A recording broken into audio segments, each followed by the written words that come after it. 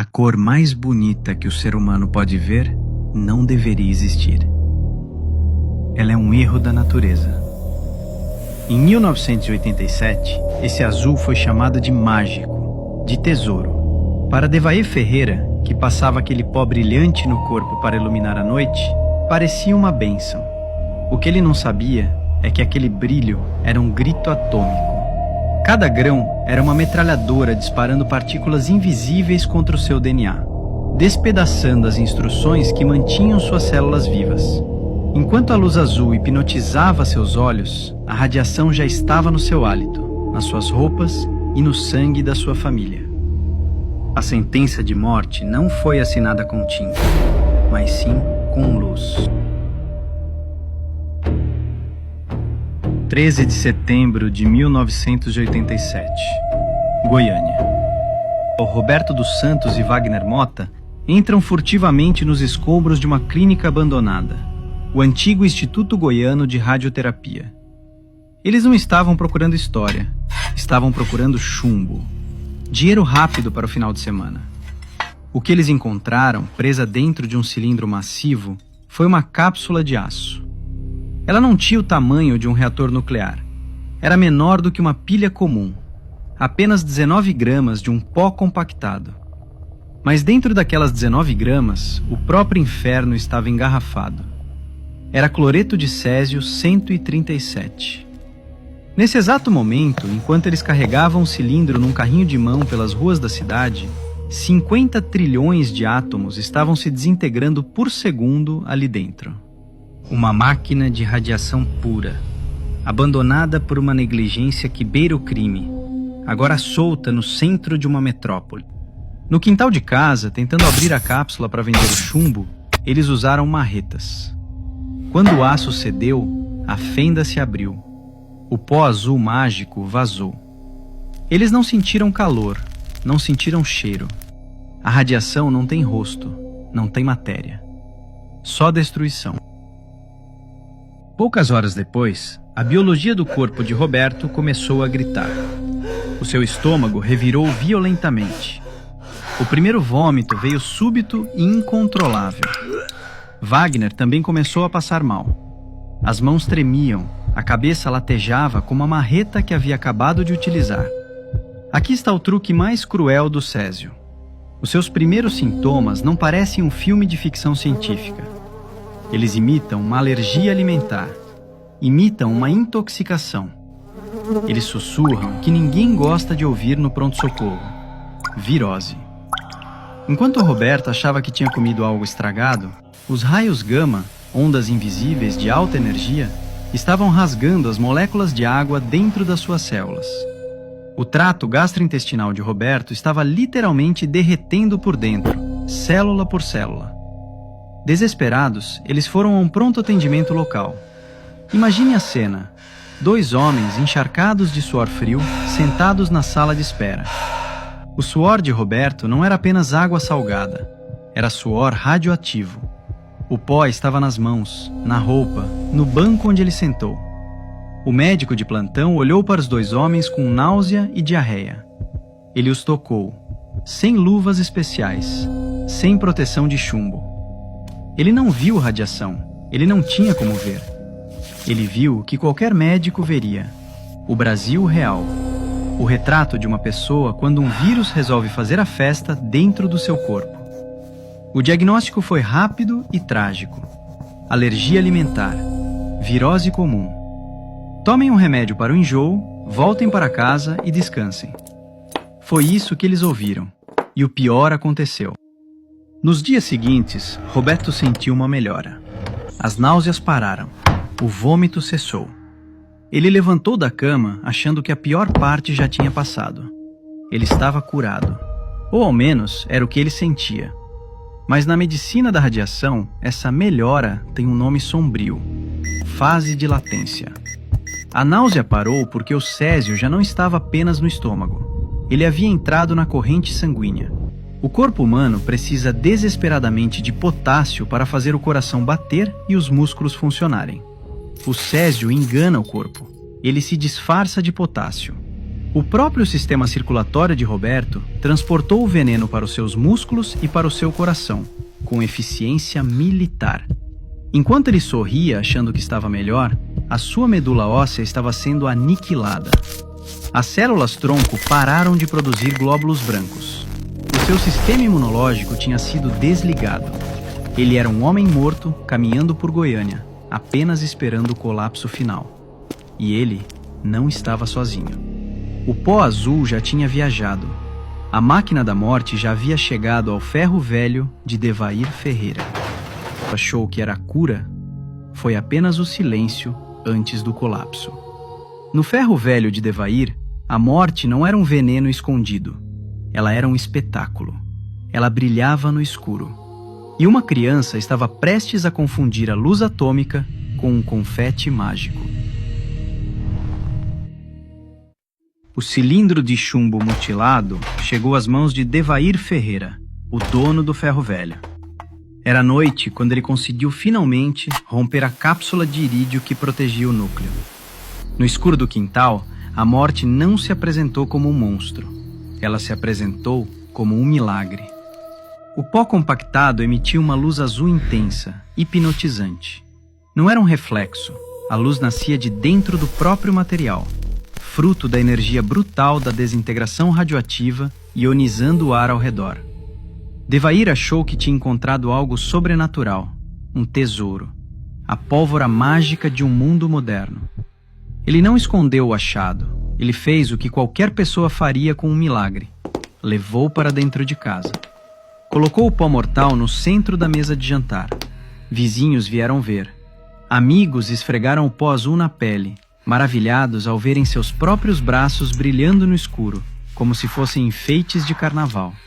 Eles sorriam, sem saber que estavam espalhando milhões de minúsculas ogivas nucleares sobre os próprios poros.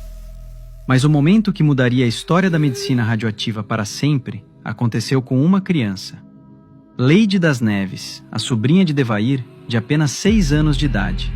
Fascinada pelo brilho na mesa do tio, ela tocou no pó, brincou com as partículas azuis. E logo depois, num gesto de inocência fatal e cotidiana, ela pegou num ovo cozido com aquelas mesmas mãos e colocou na boca. Nesse exato milissegundo, o jogo de sobrevivência acabou. A radiação deixou de ser uma ameaça no ar e tornou-se parte da fisiologia da menina. Passamos da contaminação externa para a contaminação interna absoluta. Contaminação interna absoluta. O estômago de Leide dissolveu o ovo, mas o cloreto de césio é altamente solúvel. Ele atravessou a parede intestinal e invadiu a corrente sanguínea com uma eficiência aterrorizante. O corpo dela não rejeitou o veneno. Ele o abraçou, confundindo-o com nutrientes essenciais. O césio alojou-se nos tecidos moles e nos ossos de uma criança de 20 quilos. Ela tornou-se, literalmente, uma fonte de radiação humana.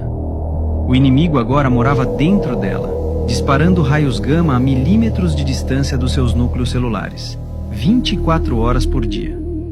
A radiação começou a rasgar a sua medula óssea. A fábrica de sangue do corpo foi desligada. Os glóbulos brancos de Leide caíram para níveis incompatíveis com a vida, tal qual uma quimioterapia forçada e muito mais potente. Qualquer bactéria comum no ar, qualquer vírus banal, era agora um invasor invencível para aquele corpo tão frágil. Na pele, os pequenos capilares sanguíneos começaram a ser destruídos pela energia gama. Sem sangue, a pele perde a sua base de sustentação. O rosto da menina começou a inchar. Manchas escuras apareceram. O tecido estava sofrendo necrose e morrendo por dentro, enquanto ela ainda respirava. O brilho azul tinha devorado a luz daquela família. Mas enquanto o sistema imunológico de Leide entrava em colapso total, a verdadeira bomba relógio ainda estava intacta, brilhando no escuro da sala de Devair. E o pior, ela estava prestes a dar um passeio de ônibus no meio da multidão. 28 de setembro, 2 semanas após a abertura da cápsula. Os hospitais de Goiânia estavam lotados de pessoas com a mesma virose misteriosa, mas ninguém ligava os pontos. Quem desvendou o maior acidente radiológico do mundo fora de uma usina nuclear Não foi um cientista com doutorado ou um médico brilhante. Foi uma dona de casa, a esposa de Devair, Maria Gabriela. Ela olhou para o marido doente, olhou para a sobrinha vomitando, o cunhado passando mal.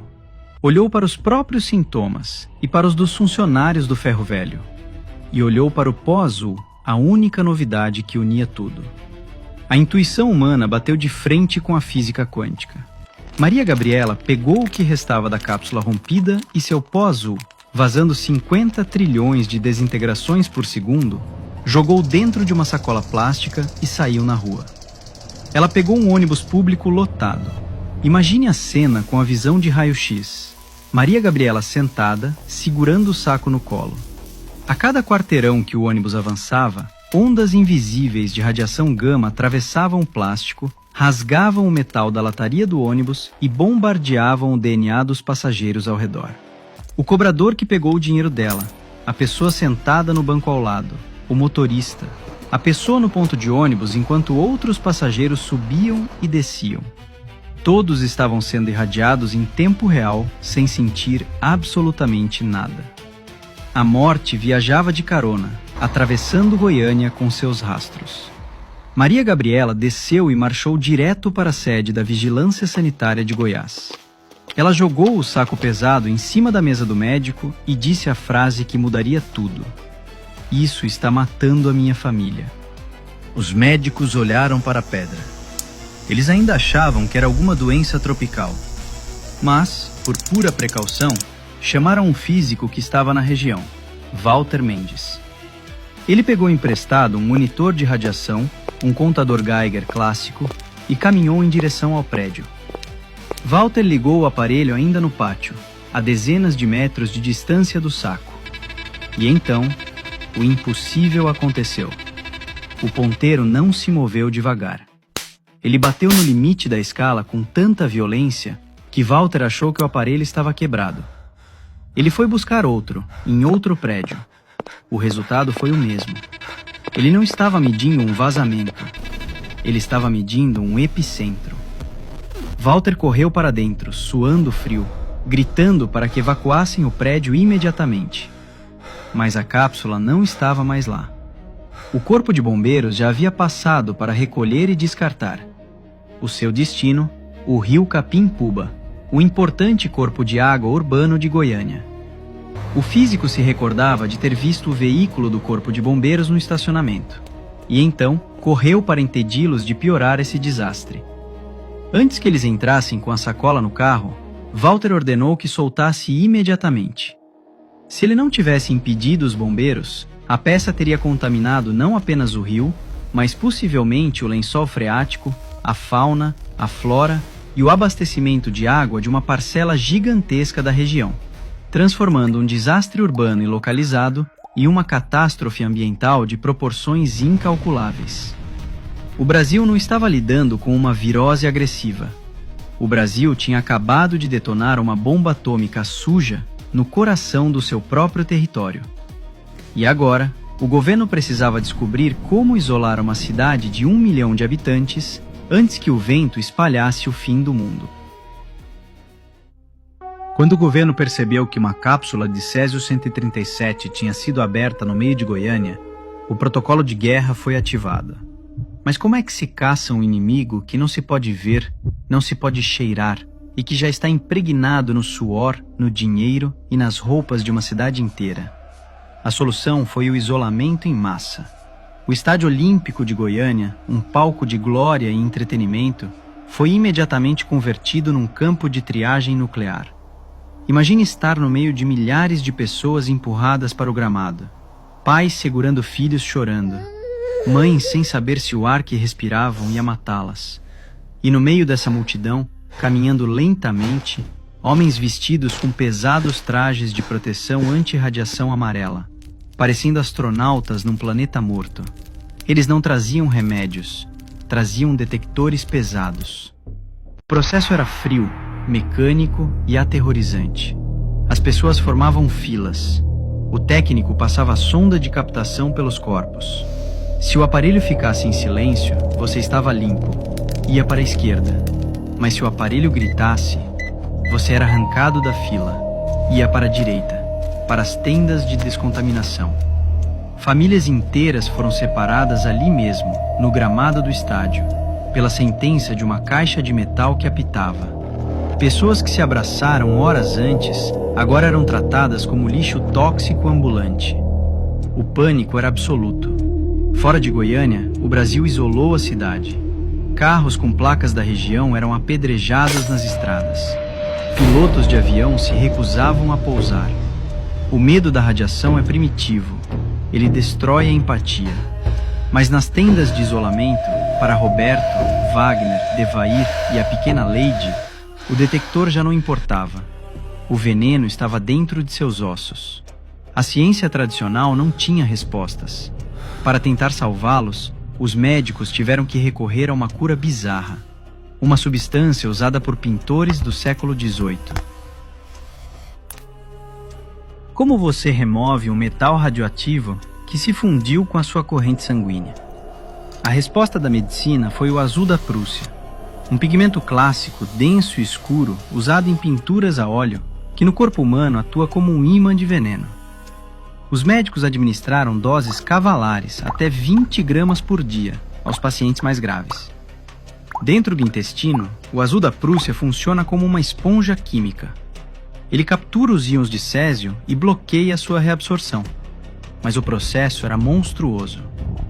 Ao forçar o corpo a expulsar a radiação, as fezes, a urina e o suor dos pacientes se transformaram em lixo nuclear de alto nível. Os enfermeiros relataram que as suas próprias luvas de chumbo pareciam queimar quando tocavam nos fluidos dos doentes. O corpo humano tentava purgar a morte, mas a morte queimava a saída. Para a pequena Lady das Neves, o pigmento chegou, mais tarde demais. A dose que ela absorveu ao comer aquele simples ovo cozido era uma sentença nuclear. A radiação tinha triturado seu DNA. No dia 23 de outubro de 1987, a luz de Lady se apagou. Ela não morreu de uma doença. Ela morreu de hemorragias e múltiplas infecções porque o seu corpo, sem glóbulos brancos, já não conseguia lutar contra o próprio ar que respirava. O seu enterro foi o ato final e macabro desse pesadelo. O seu pequeno corpo estava tão radioativo que a lei internacional exigiu que fosse sepultada num caixão revestido com 700 quilos de chumbo puro. Uma prisão de metal inquebrável fechada com guindastes. No cemitério, uma multidão em pânico tentou impedir o enterro. Jogaram pedras, tijolos e gritaram, aterrorizados de que a menina que brilha envenenasse o solo da cidade para sempre.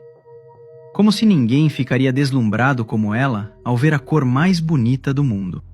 Maria Gabriela salvou uma metrópole com uma sacola de plástico. Mas a física não perdoa heróis. A radiação consumiu a mulher que desvendou o mistério. 2 funcionários do Ferro Velho também foram devorados pelo brilho. Mas para outros, a tragédia estava apenas começando. Para Devair e Ivo, o pai da pequena Lady, a morte foi sádica. Ela não os levou na hora. Ela os forçou a sobreviver. A carregar as queimaduras no corpo e o ódio de uma cidade inteira nas costas. O Césio torturou Devair por 7 anos antes do seu colapso final. E arrastou Ivo por 15 anos de absoluta agonia. Os relatórios oficiais tentam calcular os mortos indiretos. Mas como você coloca um número em fantasmas? Bombeiros, técnicos da vigilância e funcionários públicos que olharam para o abismo naquelas primeiras semanas tombaram precocemente em silêncio. A estatística fria diz que o câncer multiplicou por 5 entre os envolvidos. Mas o verdadeiro rastro de destruição é incalculável. Goiânia nos ensinou a pior lição da era atômica. A medicina é quase inútil quando a física decide rasgar a biologia. Nosso corpo é frágil, um alvo de papel para invasores invisíveis. Principalmente quando a morte vem disfarçada como a luz mais bonita do mundo.